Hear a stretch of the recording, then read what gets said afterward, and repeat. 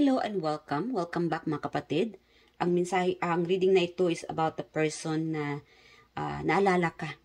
I don't know, somehow is naalala ka. Alamin natin kung bakit ka naalala ng taong ito.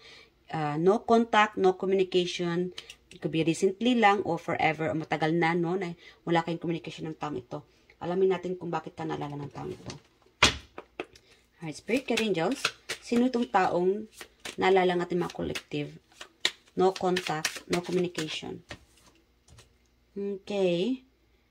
This could be, Knight of Swords. Bakit pa lumalabas itong Knight of Swords? Kanina lumabas din yung Knight of Swords. Yes, this could be, hold on, alamin pa natin. What is this Knight of Swords? Alright. Alright, the Hermit. Could be dealing with Virgo, air sign. Who is this person sa ating mga collective? Yes, nakalaban mo siguro ito. Tinanggal mo siguro to sa buhay mo. It could be family, ex-husband. Yes, tinanggal mo to sa buhay mo. Or yung iba dito, walang communication dahil maybe because you're feeling bored. Bored or maybe you didn't find an answer. Sabihin natin sa karelasyon, no? I don't know, or maybe you are not happy. Yes, yung iba dito, no communication dahil, or tinanggal mo siya sa buhay mo, tinanggal mo siya sa buhay niya. Anong tawag nito? Baliktad yata ako. Yes, no communication, tinanggal mo siya sa buhay mo, I'm sorry. Tinanggal mo siya sa buhay mo dahil hindi ka naging masaya. Guys, it could be relationship, partnership, work, family, school. Again, guys, collective reading po ito. Hindi po ito private reading. Kunin nyo lang mga kapatid kung saan kayo nakaka-resonate. Kung alin dito sa inyo ang inyong sitwasyon. Huwag pong lahatin para po yung sa iba kung hindi nyo man feel yung ibang energy. Alright? So, yeah. You cut off this person dahil, I don't know, ikaw siguro to ng ghost. Yung iba naman, nag-away kayo. Nagkaroon ng hidwaan, nabuntis ka siguro o nakabuntis ang taong ito sa iba, may third party siguro, yung iba naman sa inyo, related sa inyong partner, ex-partner. Naalala ka ng taong ito. Itong taong tinanggal mo sa buhay mo. Itong taong iniwan mo dahil, I don't know, hindi ka masaya. Nagalit ka. Whatever this person done, galit na galit ka sa taong ito. Yeah. Okay. The Queen of Swords. Yeah. If you're thinking about this person, kung naalala mo to, or iniisip mo itong taong ito, or bigla siyang sumagi sa isipan mo, naiinis ka lang. Nasira mo lang. Nasira ang beauty mo sa kakaisip ng taong ito. Yung iba dito, pagka siguro naisip mo itong taong or nagkita kayo, meron kasi ito parang walang communication pero nakikita kayo, but you are trying your best, no? Para hindi mo siya masaktan o mabulyawan or, I don't know, may mga pagsisisi or sumbatan. I'm sorry. Yes. Yung iba dito sa inyo, ayaw mo nang mag-look back sa taong ito. But again, guys, kahit na ayaw mo na sa taong ito, itong kinat-off mo na, no communication, but this person's thinking of you. Naalala ka. Maybe looking back from the past. Kahit na minsan, naalala ka ng taong ito, maybe you are dealing with the egoistic. Kung galit ka sa taong ito, galit din siya. Galit siya dahil iniwan mo siya. Galit siya dahil tinalikuran mo siya. Galit siya dahil ayaw mo siyang kausapin. Galit siya dahil kinonfront mo siya. Galit siya dahil kinick out mo siya. Tinanggal mo siya. Maybe a circle of friend. Tinanggal mo siya dahil wala ng communication. Like again, may egoistic dito.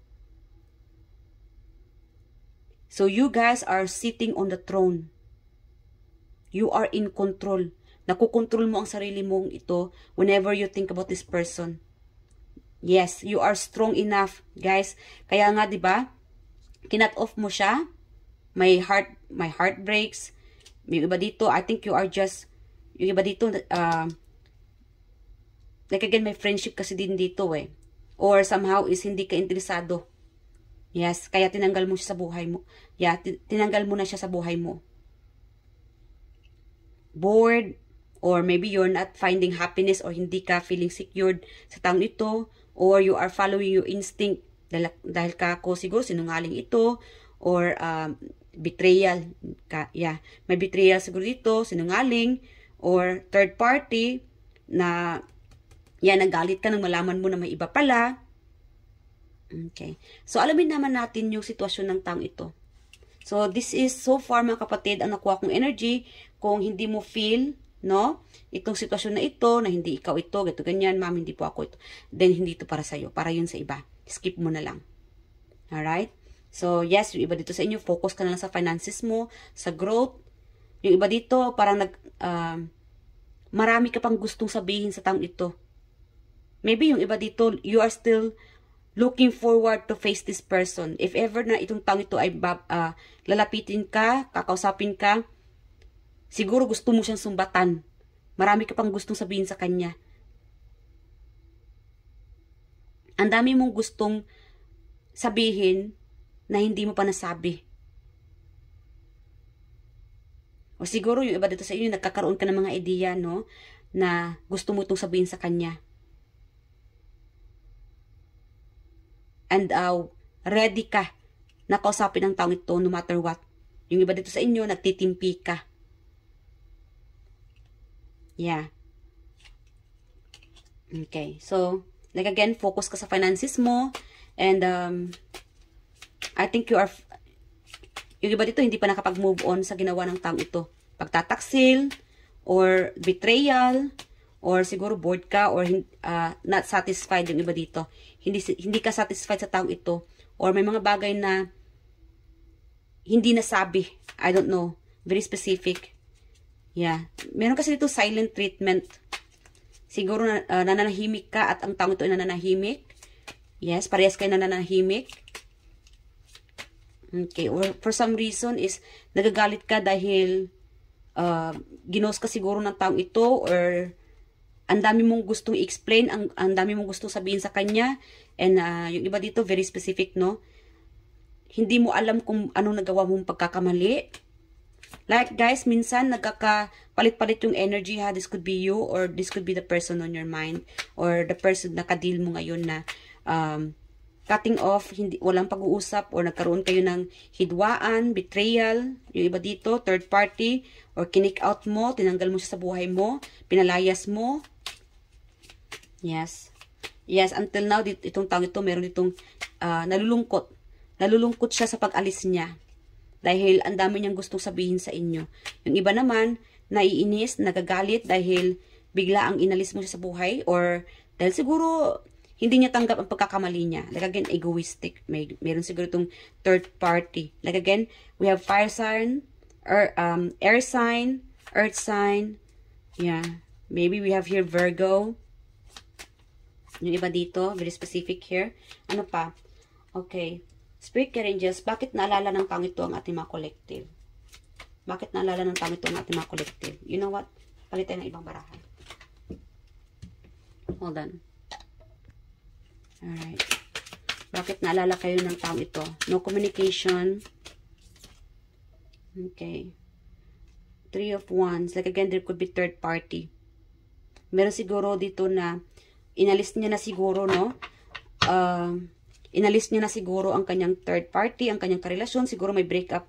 Nagkahiwalay siguro sila ng kanyang kaluguyo. Magkasama. I don't know, guys. It could be friends, no? Yes. Kasi nakukuhanan ko dito sa Three of Wands in reverse is tinanggal. Natanggal siguro siya sa trabaho. Kaya naalala ka niya. Or natanggal sa isang, I don't know, katrabaho, company. O siguro tinanggal din siya ng pamilya niya. Pinalayas. Meron kasi pinalayas dito. Or umalis. What is this Three of Wands in reverse? What is this Three of Wands in reverse? Why this person remember or thinking about our collective? Yes. Justice.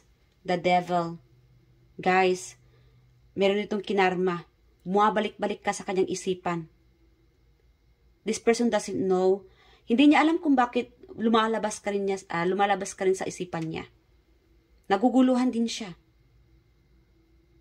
The devil. I think somebody's in control. Maybe this person is being in control by someone else.